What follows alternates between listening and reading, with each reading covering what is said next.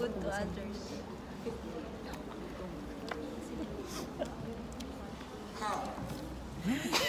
How can you...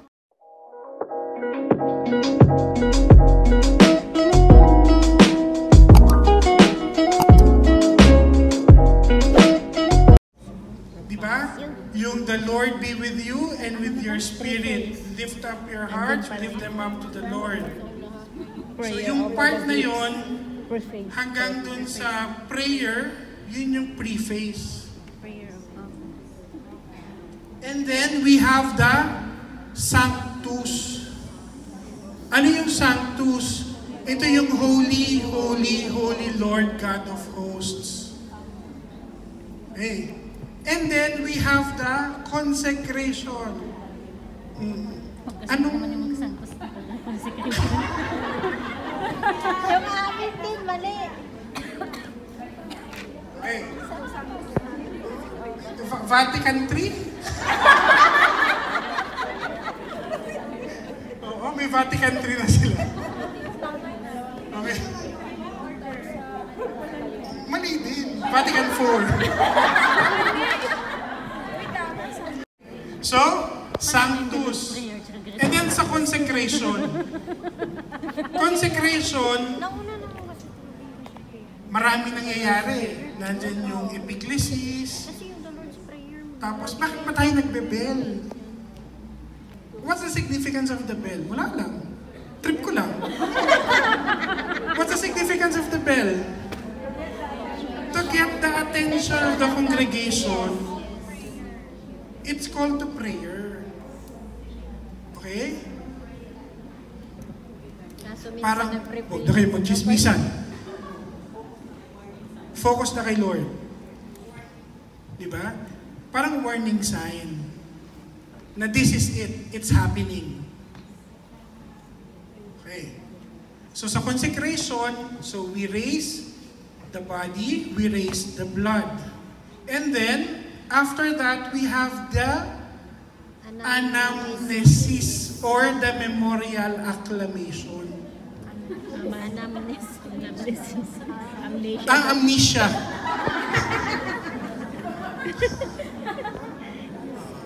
Pag napagpalitan, amnesia. Okay, so anamnesis. Ano to? Ito yung we proclaim your death, O Lord, and we profess your resurrection until you come again. So meron tayong tatlong memorial acclamation. Di ba merong save us, Savior of the world, for by your cross and resurrection, you have set us free. Yung isa is, ano? When we eat this bread and drink this cup, we proclaim your death until you come again. So yun yung tatlo. Okay. Nasaan na tayo? Okay. Anamnesis. And then, may mga prayer pa yan. Part ng Eucharistic prayer. And it ends with the doxology. Ano yung doxology? Doxology namin, nasa katapusan eh. Through Him, with Him, in Him. And then we have the great Amen. Okay, so tapos na si Eucharistic prayer. And then pupunta na tayo sa communion rite. And the communion rite starts with the Lord's Prayer. Right? We have the Lord's Prayer followed by greetings of peace. Diba? Peace be with you. And then, afterwards, the Agnus Dei or the Lamb of God. And then, we have the Holy Communion. And then, prayer after communion. And then, tapos na si Liturgy of the Eucharist. And then we go to the concluding rites. Concluding rites, we start with the announcements. And then we have the solemn blessing. And then we have the dismissal. Okay? So tayo po, yung exercise po natin yan, na-test ang ating teamwork. Kung may teamwork na nangyari kanina.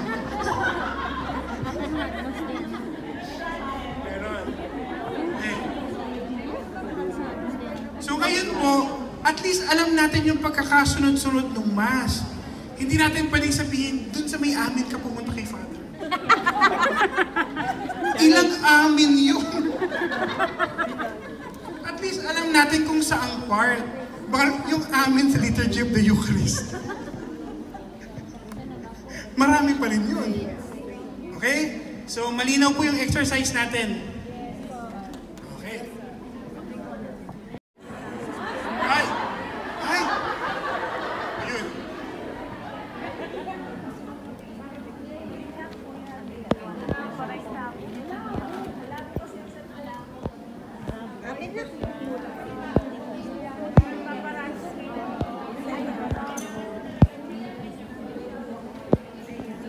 Okay? I-pass nyo na lang.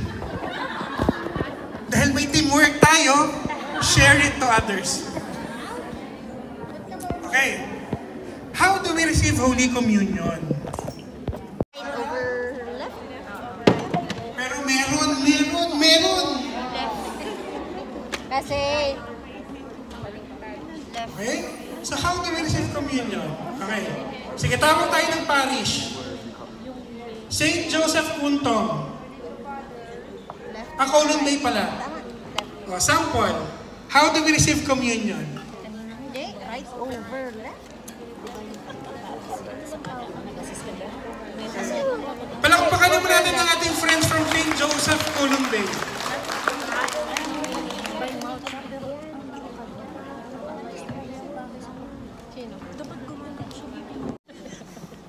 Ano mo pinagagawa mo? Malamig. Akala ko ano nangyari sa'yo. Para sa ice. Is how we live the Mass. The challenge is when we go out of the church, how do we live the Mass? Diba? Tayo, altar servers. How do we live your life as an altar server?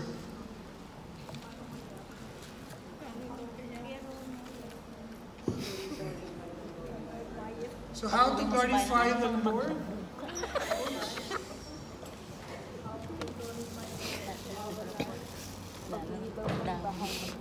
Ngayon lang kain ako.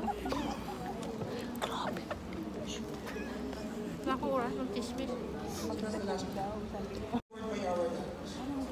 Do good to others. How? How can we live the message that we receive in the Mass? We share the word. We live the word. Iniwan. We live the world. We share the word. We live the word. Nagpa-promote po sila ng LBS. The word or the world. Okay. Now, altar servers as liturgical ministers. So this is the last talk for this Congress. Di ba po, sabi ko kanina, we are not just assistants, but we are ministers. Hindi tayo Taga-silbi.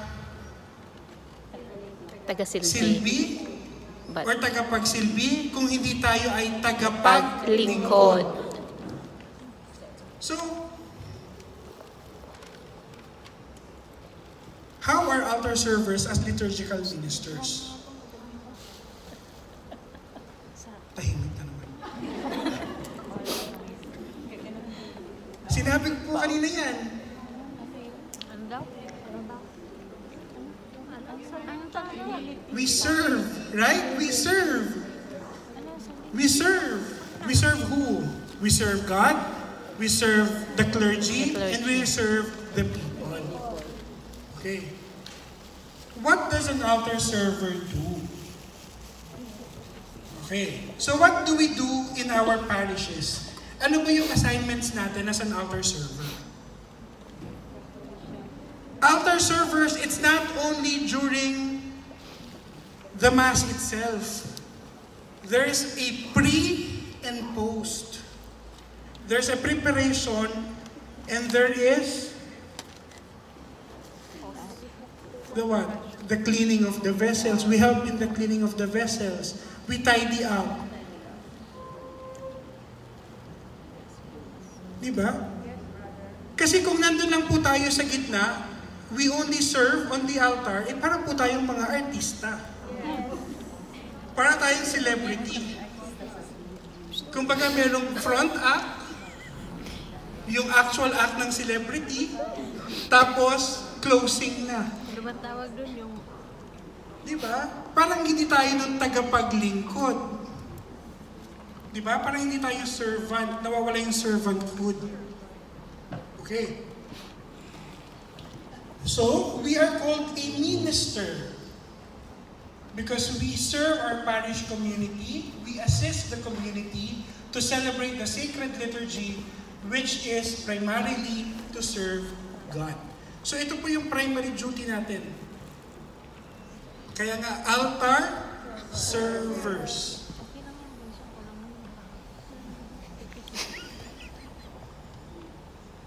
Okay? So like the lectors and commentators, like the extraordinary ministers of Holy Communion, like the choir, like the usherets or the ministers of hospitality, we are also ministers. We are also liturgical ministers. Okay. So according to GIRM, so the primary purpose of being an altar server is to serve God and the Church through the liturgical celebrations. Liturgical celebrations means not only the Mass, but also the sacraments. And we are called to become better Christians and better persons. Diba? Nasabi ko po kanina, parang mas maganda yung we live our ministry. Hindi po maganda na parang we don't grow spiritually, we don't grow, we don't mature. Kung ganun din po tayo, I think we need to think, what's the problem? Oh, alam niyo na. Okay.